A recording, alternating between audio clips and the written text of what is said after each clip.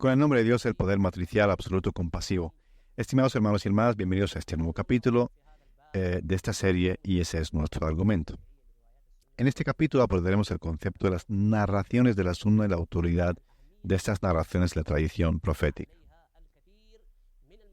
Como mencioné anteriormente, la importancia de este capítulo radica en su relevancia metodológica, que sentará las bases para muchos conceptos y resultados posteriores. En este apartado, con la ayuda de Dios, hablaremos sobre la relación de las narraciones de la Sunna con los conceptos de constitución y ley. ¿Cuál es la posición de las narraciones de la Sunna respecto a la constitución y la ley? ¿Y dónde se posiciona el libro de Dios Todopoderoso en este contexto? Como primer paso, debemos aclarar una cuestión de suma importancia. Es en relación a la función del honrado Corán. ¿Cuál es la función esencial y abarcadora del libro de Dios Todopoderoso? ¿Es un libro de ciencias, cultura, es un libro científico o tiene una función más trascendental que eso? Esto no niega la existencia de aspectos científicos en el honrado Corán, pero ¿se puede afirmar que el Corán es un libro de ciencias? Al seguir las leyes del honrado Corán, observamos que Dios ha definido una función mayor y un objetivo trascendente que se manifiesta en sus propias leyes. El Corán es un libro de guía, porque la dualidad que rige el destino del ser humano el día del juicio es la dualidad de la desviación y la guía. Esta dualidad es la que marca el destino del ser humano, entre otras dualidades, como el error y el acierto, la verdad y la falsedad, lo prohibido, lo permitido, etc. Abordaremos estas dualidades con la ayuda de Dios, pero la dualidad de la desviación y la guía es la que determina el destino. Por consiguiente, el Corán es un libro de guía. Esto se ve claramente desde el principio de la Sura de la Vaca. Ese es el libro en el que no hay deficiencia, una guía para los que son conscientes de Dios. Y en otro lugar de la misma Sura dice el mes de Ramadán, en el que fue revelado el Corán, guía para la gente. También en la ley siguiente dice, este Corán guía a lo que es más recto. Así como su palabra, te hemos inspirado un espíritu en nuestro mandato. No sabías lo que era el libro ni la fe, pero lo hemos hecho una luz con lo que guiamos a quien determinamos. Y también en la Vaca dice, si os llega de mí una guía, quienes sigan mi guía no tendrán miedo ni se entristecerán. En la Sura de Taha dice también, si os llega de mí una guía, quienes sigan mi guía. Y así.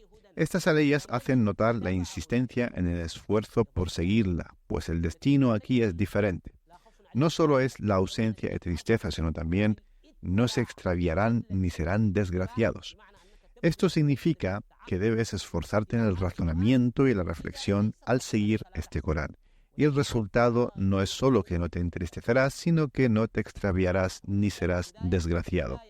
Quien siga mi guía no se extraviará ni será desgraciado, recoge la ley.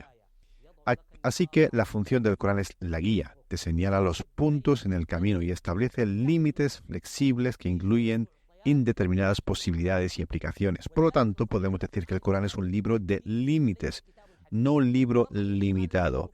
Si observamos el Corán, no encontraremos la palabra límite en singular, sino que se menciona esos son los límites de Dios. Cuando dice esos son los límites de Dios, quiere decir que el Corán por naturaleza establece límites con flexibilidad, permitiendo miles de posibilidades de aplicación entre el límite superior y el límite inferior, que se manifiestan a lo largo del tiempo, teniendo en cuenta los cambios en la realidad y en el tiempo que vivimos. El Corán es un libro de guía y es la guía para la redacción de la constitución de la comunidad musulmana. Ese es el Corán, y la Sunna son los detalles legales bajo las paraguas de la constitución, de aceptar el término Sunna. Sabemos que los detalles legales pueden someterse a cambios continuos a lo largo del tiempo. Por ejemplo, una constitución puede durar unos 300 años. Me refiero a la constitución en este caso de un Estado. Por ejemplo, la constitución de los Estados Unidos tiene más de 300 años. Y una constitución puede durar hasta incluso 500 años. Esa es una constitución humana. Pero los detalles legales que organizan la vida social y que están bajo la constitución pueden cambiar cada 5 años. Por ejemplo, hace 100 años no había leyes de tráfico en la República de Sudán, por ejemplo, porque no había automóviles. Ahora, si consultamos el libro de leyes de tráfico, puede ser un libro voluminoso. Hace 100 años eso no existía.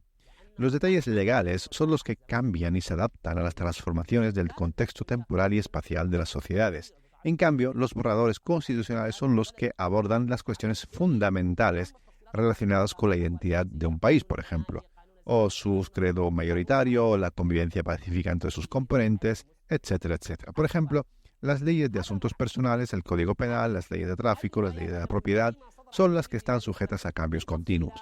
Creemos que las narraciones proféticas, es decir, lo que el profeta estableció en su tiempo en términos de detalles, asumiendo que esas narraciones son ciertas, son disposiciones legales destinadas a organizar la vida de las personas en áreas como los límites, los castigos, las normas penales, las leyes sobre la paz y sobre la guerra, las leyes de asuntos personales como el divorcio, el matrimonio, los contratos, la propiedad, el comercio, etc.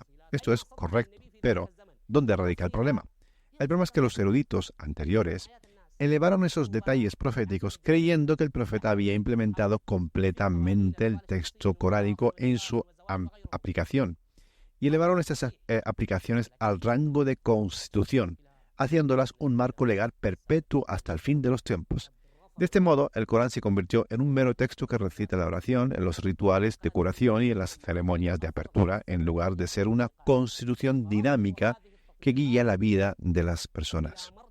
Por lo tanto, ha habido una completa inversión de conceptos. El Corán debe seguir siendo la constitución permanente, la guía para la redacción de constituciones, permaneciendo como una nube cargada de lluvia, de la que cada generación puede extraer según sus necesidades presentes y su realidad, basándose en los detalles legales que requieren, con el apoyo de las narraciones de historias, por ejemplo. Pero no se puede elevar las narraciones de la llamada Sunna al rango de constitución. De esta manera, el Corán sigue siendo la referencia suprema, orientando la redacción de cualquier constitución y permaneciendo flexible y capaz de absorber los cambios a lo largo del tiempo, mientras que los detalles legales cambian para adaptarse a las circunstancias y transformaciones circundantes. Seguimos con este tema del próximo capítulo. Que la paz de Dios sea sobre todos ustedes. Os dejo bajo la protección y la gracia de Dios.